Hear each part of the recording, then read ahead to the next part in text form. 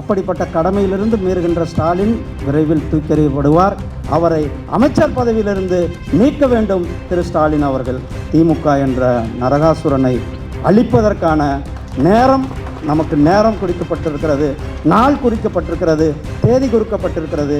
ஆனால் அந்த 1000 கோடி ஊழலை, டாஸ்மாக் ஊழலை மறைப்பதற்காக இன்றைக்கு அவர்கள் டீலிமிட்டேஷனை பற்றி எங்கே பேசியிருக்கோம்? ஒரே நாடு இதழ் கடந்த 25 ஆண்டுகளாக ஒரு மிக சிறப்பாக செயல்பட்டு கொண்டிருக்கிறார்கள். முதல்ல 25வது ஆண்டை முடித்து 26ஆம் ஆண்டில் அடியெடுத்து வைக்கின்ற ஒரே நாட்டினுடைய ஆசிரியர், ஒரே நாட்டினுடைய பதிப்பகர், ஒரே நாட்டினுடைய அறங்காவலர்கள் உள்ளிட்ட அனைத்து அங்கத்தினருக்கும் என்னுடைய மனமார்ந்த வாழ்த்துக்களை தெரிவித்துக் கொள்கின்றேன். இன்றைக்கு 2-3 சிறப்பு. தமிழ் புத்தாண்டு. தமிழ் புத்தாண்டுக்கு சிலருக்கு வாழ்த்து சொல்ல மனசு வராது. ஒரு முதலமைச்சராக இருப்பவர் அனைத்து சமுதாயத்தையும் அனைத்து மக்களையும் அரவணைத்து செல்பவர் தான் முதலமைச்சராக இருக்க முடியும். அப்படி இல்லாதவருக்கு இன்னொரு 8 மாதம்தான் காலம். அவரை தூக்கி எறிய வேண்டும். நம்மளுடைய பண்ணையார் அவர்கள் அவர் மௌன விரத்தில் இருக்கார் அப்படின்ட்டு பல முறை சொல்லியிருக்கார். அவருக்கு ஆயுத பூஜை வந்தால் மறந்துடுவார், தீபாவளி வந்தால் மறந்துடுவார். ஆனால் மற்ற நிகழ்ச்சிகளில் போயிட்டு கேக்கு வெட்டுவார், வெட்டட்டும், கஞ்சி குடிப்பார், குடிக்கட்டும். ஆனால் எங்களுடைய விழாக்களுக்கும் வாழ்த்து சொல்லுங்கள் என்பது தான் மக்களினுடைய எண்ணமாக இருக்கிறது. நீங்கள் திமுக தலைவராக சொல்லாமல் போ, ஆனால் ஒரு நாட்டினுடைய முதலமைச்சராக நீங்கள் மக்களுக்கு வாழ்த்து சொல்ல வேண்டியது ஒரு கடமை. அப்படிப்பட்ட கடமையிலிருந்து மீறுகின்ற ஸ்டாலின் விரைவில் தூக்கெறியப்படுவார். உங்கள் அனைவருக்கும் என்னுடைய தமிழ் புத்தாண்டு வாழ்த்துக்களை தெரிவித்துக் கொண்டு, அண்ணல் அம்பேத்கர் அவர்களுடைய பிறந்த தினமும் இன்று. அண்ணல் அம்பேத்கர் அவர்களுடைய புகழ், அண்ணல் அம்பேத்கர் அவர்களுடைய தொண்டு, அண்ணல் அம்பேத்கர் அவர்களுடைய பணி சிறக்க நாம் அவருக்கு வாழ்த்துக்களையும் தெரிவித்துக்கொண்டு, ஒரு பத்திரிகை நடத்துவது என்பது சாதாரண விஷயம் அல்ல. நம்மளுடைய ரங்கராஜ் பாண்டே என்ன சொன்னாங்க, இந்தியாவில் கிட்டத்தட்ட 10 லட்சத்திற்கும் மேற்பட்ட பத்திரிகைகள் இருக்குது, ரிஜிஸ்டர்ட் பண்ண பத்திரிகைகள். அது டெய்லி பத்திரிகைகள், அல்லது வாரம் வர்றது, அல்லது வாரத்துக்கு 2 முறை வர்றது, அல்லது மாதம் வர்றது, 15 நாட்களுக்கு ஒரு முறை வர்றதுன்னு. ஆனால் ஒரு பத்திரிகையை எந்தவித லாப நோக்கமும் இல்லாமல் தொடர்ந்து தன்னுடைய கொள்கைகளை மட்டும் எடுத்து செல்லுகின்ற 25 ஆண்டுகள் கடந்து செல்லுகின்ற ஒரு பத்திரிகையாக நம்மளுடைய ஒரே நாடு இருந்து கொண்டு இருக்கிறது. ஒரே நாட்டில் டிஜிட்டல் வெர்ஷனும் நம்மளுடைய நம்பி நாராயணன் அவர்கள் கிட்டத்தட்ட 2020 ஒரே நாட்டினுடைய டிஜிட்டல் வெர்ஷனை ஆரம்பித்து தினந்தோறும் நடத்தி கொண்டிருக்கிறார்கள். அவர்களுக்கு மீண்டும் ஒரு முறை என்னுடைய வாழ்த்துக்களை சொல்லிக் கொள்கிறேன். நான் பத்திரிக்கைன்னா சொல்லிட்டேன். இப்போ நம்ம ஒரு புஸ்தகம் வெளியிட்டோம். இந்த புஸ்தகம் சட்டத்தில் போன வருஷம் வரலும் சட்டத்தில் என்ன இருந்ததுன்னு சொல்கிறேன். போன வருஷம் வரலும் இந்த மாதிரி புஸ்தகமோ நியூஸ் பேப்பரோ வெளியிட்டால் நம்ம எங்கே அனுப்பணும்? லண்டனுக்கு அனுப்பணும். சட்டத்தில் இருக்கிறது. லண்டனுக்கு அனுப்பணும், பக்கிங்காம் பேலஸ்க்கு அனுப்பணும். போய் நீங்கள் இப்போ எங்கள் பிஐபி ஆஃபீஸர்கிட்ட நான் பத்திரிக்கையை வெளியிட்டிருக்கிறேன், இந்த பத்திரிக்கையை நீங்கள் பார்க்கணும். ஏன்னா அந்த பத்திரிக்கையை சென்சார் பண்ணுவதற்காக அந்த பத்திரிக்கையை ரிட்டர்ன்ஸ் கொடுக்கணும். நீங்கள் அந்த பத்திரிக்கையை கொண்டு போய் பிஐபி ஆஃபீஸில் சப்மிட் பண்ணணும். அந்த பத்திரிக்கை லண்டனுக்கு போகும். சுதந்திரம் அடைஞ்சு 78 வருஷம் கொண்டாடி கொண்டு இருக்கோம், 75வது வருஷத்தில். ஆனால் காங்கிரஸ்காரங்க இதை முன்னால் ஆண்டு கொண்டு வர அதை பற்றி கவலையே இல்லை. ஆனால் நம்மளுடைய பிரதமர் திரு நரேந்திர மோடி அவர்கள் ஈஸ் ஆஃப் டூயிங் பிஸ்னஸ், எல்லாத்தையும் ஈஸியாக இருக்கணும். அதனால தான் கிட்டத்தட்ட 1500 சட்டங்கள், தேவையில்லாத சட்டங்களை தூக்கி எறிந்தார் நம்மளுடைய பிரதமர் திரு நரேந்திர மோடிஜி அவர்கள். இப்படிப்பட்ட நம்மளுடைய இந்த பிஐபி என்று சொல்லக்கூடிய இந்த பத்திரிகைகளை நாம் வெளியிடும் பொழுது அந்த பத்திரிகையை பிஐபி ஆஃபீஸ்க்கு அனுப்பி அதை பக்கிங்காம் கால்வாய் பேலஸ்க்கு அனுப்பக்கூடாது, அது தேவையில்லை என்று சட்ட திருத்தத்தை கொண்டு வந்தது நம்மளுடைய பிரதமர் திரு நரேந்திர மோடிஜி அவர்கள். பாருங்க, அப்போ எந்த அளவுக்கு நாட்டை காங்கிரஸ்காரங்க வைத்திருந்திருக்கிறார்கள் என்பது தெரியுது. சகோதரர்களே, நான் முந்தானத்து கூட நம்மளுடைய தமிழ் ஜனமில் பேசினேன். பத்திரிகை சுதந்திரம் அண்ணன் இருக்கார், நம்மளுடைய பாண்டே அண்ணன் அவர்கள் ஒரு பத்திரிகையினுடைய தலை சிறந்த ஒரு ஆசிரியர், சிறந்த ஆசிரியராக ஒரு பத்திரிகையை நடத்தி இப்போது ஒரு சேனலை நடத்தி கொண்டு இருக்கிறார். இப்போ அந்த பத்திரிகை சம்பந்தமான செய்திகள் அல்லது அந்த பத்திரிகை சம்பந்தமான பொய் செய்திகள், அந்த செய்திகளுடைய தன்மை, இதற்கெல்லாம் ஒரு ப்ரெஸ் கவுன்சில் இருக்கிறது. நாம் போய் ப்ரெஸ் கவுன்சில் ஆஃப் இந்தியாவில் போய் முறையிடலாம். இந்த நம்ம ஒரே நாட்டில் ஒரு தப்பான செய்தி வந்திருக்கிறது, அல்லது அந்த செய்தி யாரையாவது நோக்கடிக்கிற மாதிரி வந்திருக்குன்னா நான் உதாரணத்துக்கு சொல்கிறேன். ஏன்னா நம்ம இந்தியாவில் தான் எல்லா பத்திரிகைகளும் அப்படி தானே தப்பானதானே வருது கண்டு இருக்கிறேன். அதனால் அந்த பத்திரிகையை வந்து ஒழுங்குமுறை செய்வதற்காக நம்மளுடைய ப்ரெஸ் கவுன்சில் ஆஃப் இந்தியா இருந்து கொண்டு இருக்கிறது. அதே நேரத்தில் நாம் இந்த பத்திரிகை சுதந்திரத்தை மதிப்பவர்களாக நாம் இருந்து கொண்டு இருக்கின்றோம்.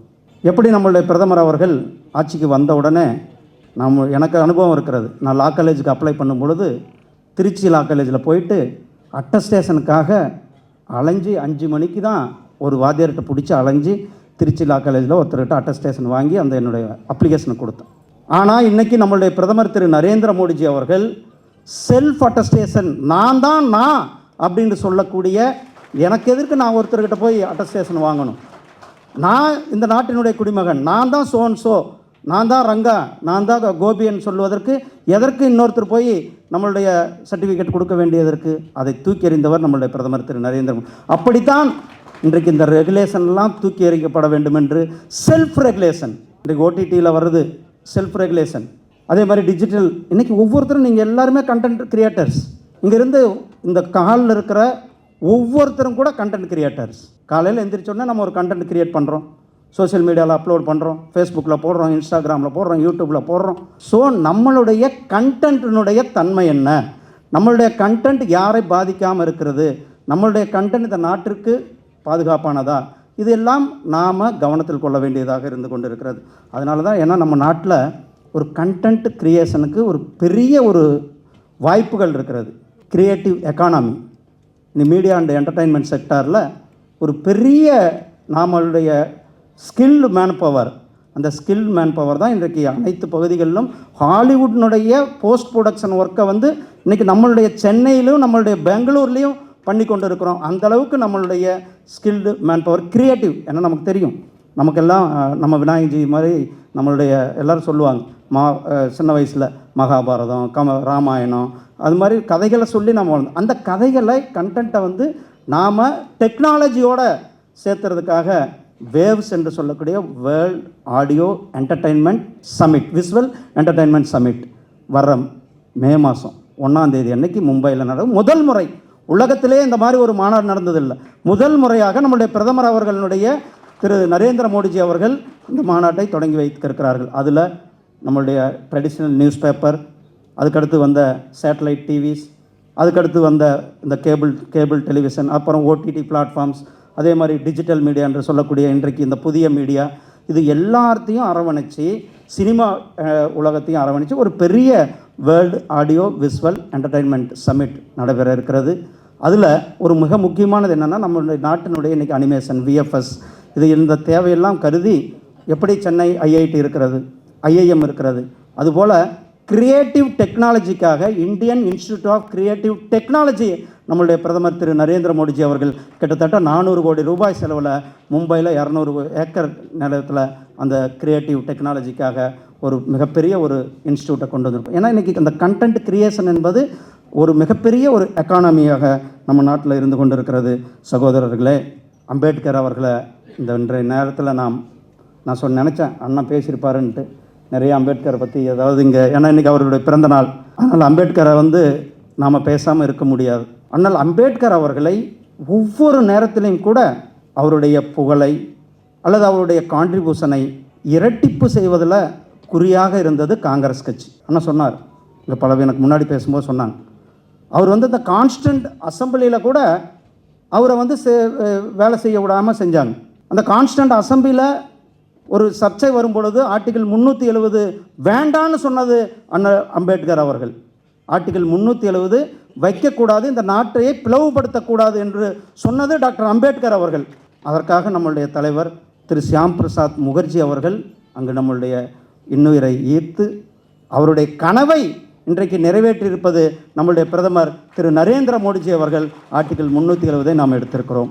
அதே போல் அண்ணல் அம்பேத்கர் அவர்களுக்கு நாம் ஆட்சிக்கு வந்த பிறகு தான் அவருக்கு நம்மளுடைய கூட்டணி ஆட்சிக்கு வந்த பிறகு பாரத் ரத்னா விருது கொடுக்கப்பட்டது. பாராளுமன்றத்தில் அப்போ தான் அவருடைய படமே, இன்றைக்கு காலையில் பாராளுமன்றத்தில் அவருடைய படத்துக்கு நாங்கள் மரியாதை செலுத்திவிட்டு தான் வர்றோம்.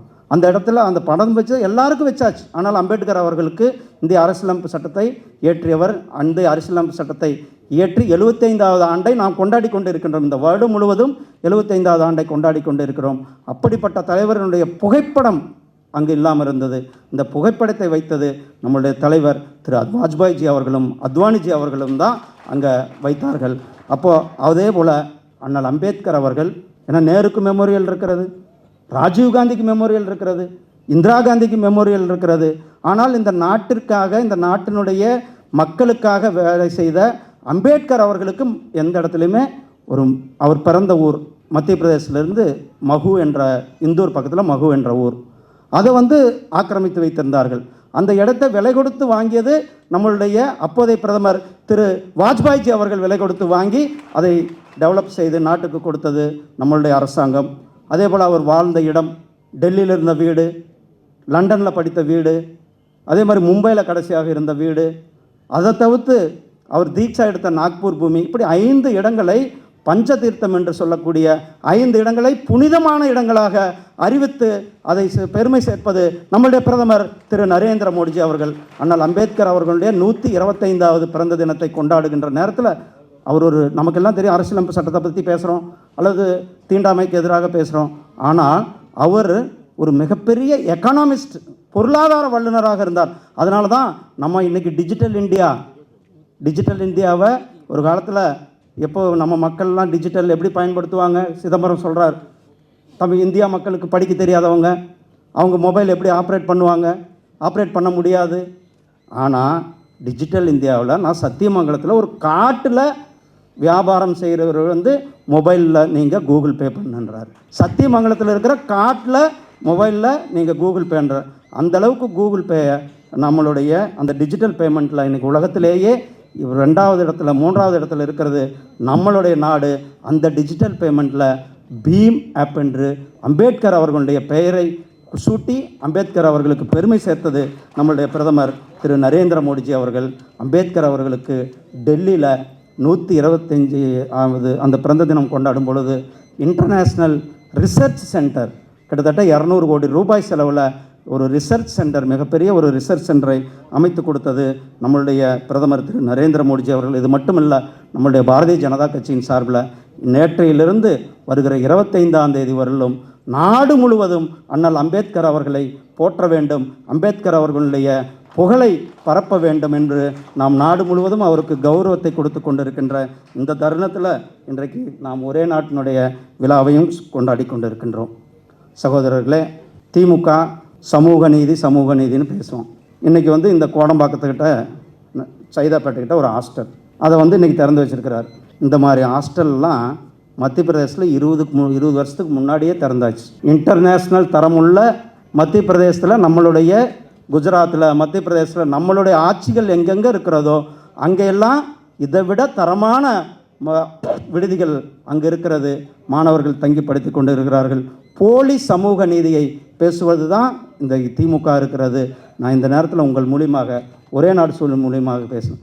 பெண்களை, நம்மளுடைய சகோதரிகளை, தாய்மார்களை இழிவுபடுத்திய ஒரு அமைச்சரவையில் வைத்திருப்பது ஒரு மிகப்பெரிய பாவம். உடனடியாக உங்கள் சார்பாக அவரை அமைச்சர் பதவியிலிருந்து நீக்க வேண்டும் திரு ஸ்டாலின் அவர்கள். சகோதரர்களே, ஒரு கட்சி, அந்த கட்சியினுடைய கொள்கை, அந்த கட்சிக்கான சித்தாந்தம், அந்த கட்சியினுடைய கோட்பாடுகள், அந்த கட்சியினுடைய தியாகம்னா நம்ம கட்சிக்கு பல பேர் பல தொண்டர்கள் தியாகம் பண்ணியிருக்காங்க. நம்ம தமிழ்நாட்டில் குறிப்பாக ஆடிட்டர் ரமேஷ், கோயம்புத்தூர் பாம் பிளாஸ்டில் பாதிக்கப்பட்ட குடும்பங்கள், இது எல்லாம் தியாகத்தை தாண்டி அப்படிப்பட்ட தியாகத்தில் வளர்ந்த கட்சி நம்மளுடைய பாரதிய ஜனதா கட்சி. இப்படி அவர்களையும் இந்த நேரத்தில் நாம் நினைவு கூர்ந்து நம்மளுடைய கட்சியினுடைய கொள்கைகளை, சித்தாந்தங்களை, கோட்பாட்டுகளை தாங்கிச் செல்கின்ற ஒரு இதழாக ஒரே நாடு இதழ் இருந்து கொண்டிருக்கிறது.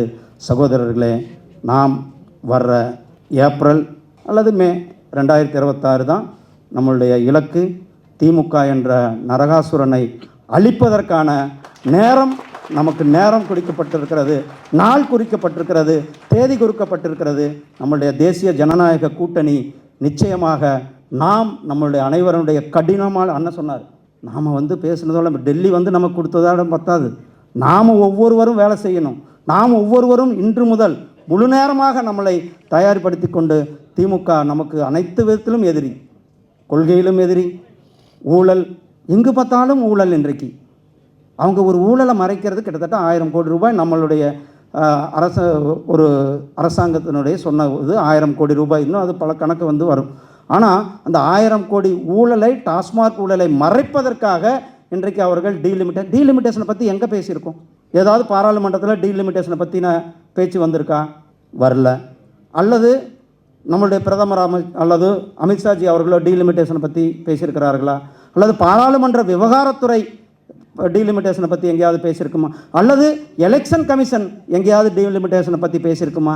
எந்த இடத்துலையுமே டீலிமிட்டேஷனை பற்றின ஒரு அந்த சந்தர்ப்பமே வராத நேரத்தில் இன்றைக்கு அவர்களுடைய ஊழல், அவர்களுடைய கட்ட பஞ்சாயத்து, அவர்களுடைய இயலாமையை மறைப்பதற்காக டீலிமிட்டேஷன், நீட் என்ற நாடகங்களை நடத்தி கொண்டிருக்கிறார்கள். இதற்கெல்லாம் முடிவு கட்டும் விதமாக நாம் அனைவரும் இணைந்து செயல்படுவோம். வருகாலம் நம்மளுடைய காலம், தேசிய ஜனநாயக கூட்டணியுடைய காலம். நன்றி, வணக்கம், ஜெய்ஹிந்த், ஜெய் பாரத்.